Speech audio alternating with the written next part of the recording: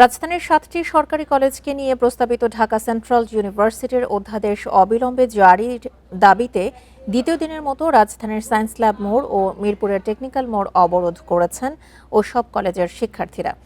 ৭ college বিশ্ববিদ্যালয় রূপান্তর আন্দোলনের ব্যানারে দুপুর ১টা থেকে রাজধানীর সায়েন্স ল্যাব মোড় অবরোধ করে শিক্ষার্থীরা।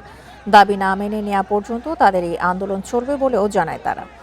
এছাড়া উপদেষ্টা পরিষদের সভায় যদি ইতিবাচক কোনো সিদ্ধান্ত না আসে তবে কঠোরতর কর্মসূচির ঘোষণার হুঁশিয়ারি দিয়েছেন শিক্ষার্থীরা। এ সময় ঢাকা বিশ্ববিদ্যালয়ের একটি বাস ভাঙচুর করা হয়। শিক্ষার্থীদের সড়ক অবরোধের কারণে মিরপুর সড়ক ও আশপাশের অন্যান্য সড়কে যান চলাচল বন্ধ হয়ে গেছে। এতে ভোগান্তিতে পড়েছে মানুষ। গাড়ি না পেয়ে তারা হেঁটে গন্তব্যে যাচ্ছেন। গতকাল বুধবারও সায়েন্স ল্যাব মোড়, টেকনিক্যাল মোড় এবং পুরান ঢাকার তাঁতিবাজার মোড় অবরোধ করে কর্মসূচি পালন করে ওই সব কলেজের অনেক শিক্ষার্থী।